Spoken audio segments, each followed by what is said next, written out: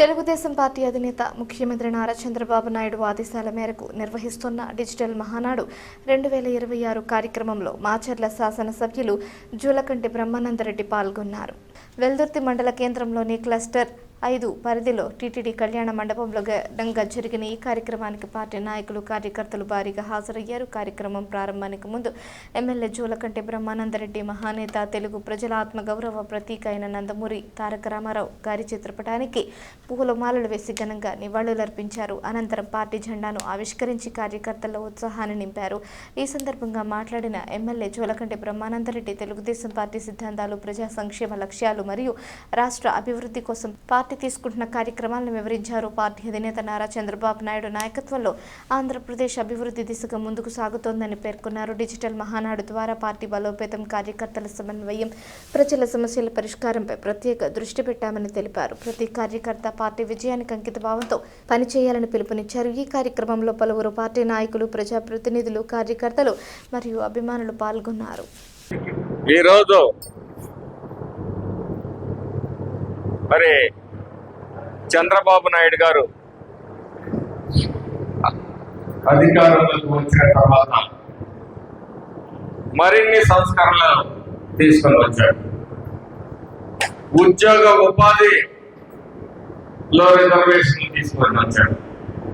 ఉద్యోగాల్లో మహిళలకి రిజర్వేషన్ తీసుకొని వచ్చాడు. చదువుకునే విద్యార్థులకు మరి రిజర్వేషన్ తీసుకొని వచ్చారు. అలాగే మరి మహిళలకి ఫస్ట్ దీపం పథకం ద్వారా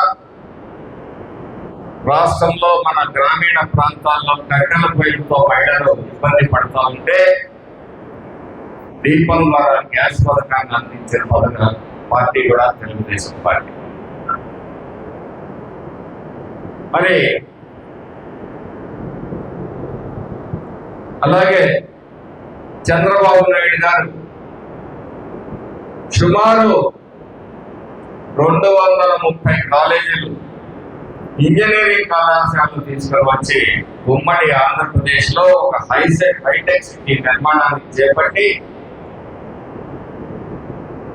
ఈరోజు వాళ్ళు ఏది చెప్తే అది ఆ ఊర్లో జరిగేది. వాళ్ళ మరి తెలంగాణ ప్రాంతంలో అయితే ఆ పటేల్ పట్వారీ వస్తుంటే కాళ్ళకు చెప్పులు కూడా తీసుకొని మరి తొండుగుడ్డను సంకలో పెట్టుకొని మరి వంగి దండం పెట్టాల్సిన పరిస్థితులు ఉన్నాయి.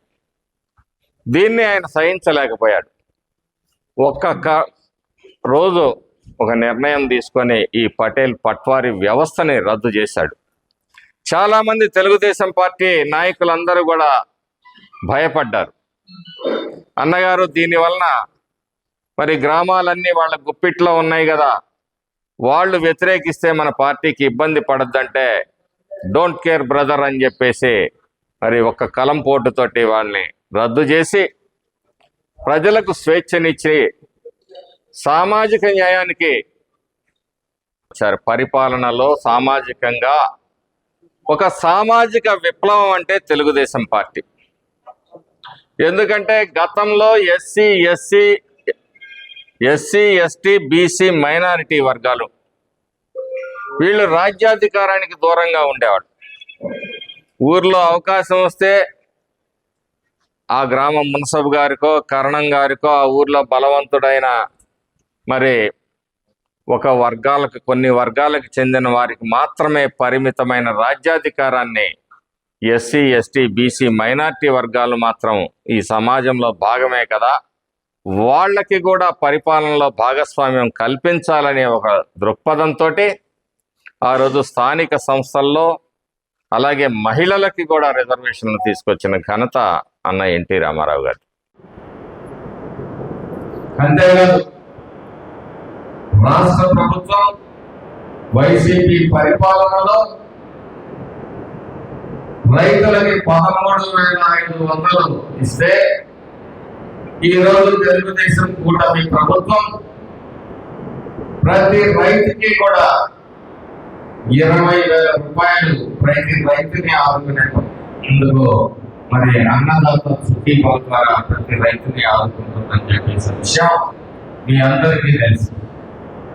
మొన్న నేను రామానాయుడు గారి దగ్గరికి వెళ్ళినప్పుడు ఆయన తక్షణమే చీఫ్ ఇంజనీర్కి ఫోన్ చేసి చంద్రబాబు నాయుడు గారు అనంతపురంలో చెప్పారు, ఒంగోలులో చెప్పారు, వరిగపూడిసల ప్రాజెక్ట్ అని అసలు ఏ దశలో ఉంది అని చెప్పేసి నా ముందే పిలిచి మరి ఆ మాట్లాడి టెలికాన్ఫరెన్స్ మరి విషయాన్ని వివరించడం జరిగింది.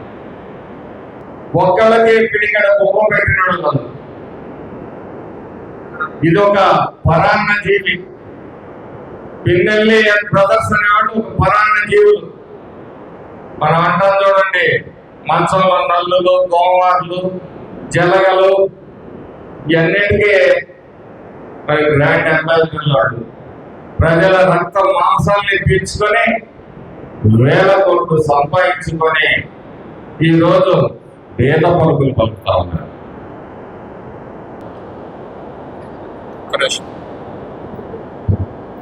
దేశ శ్రీనివాస్ రెడ్డి వెళ్తుంది.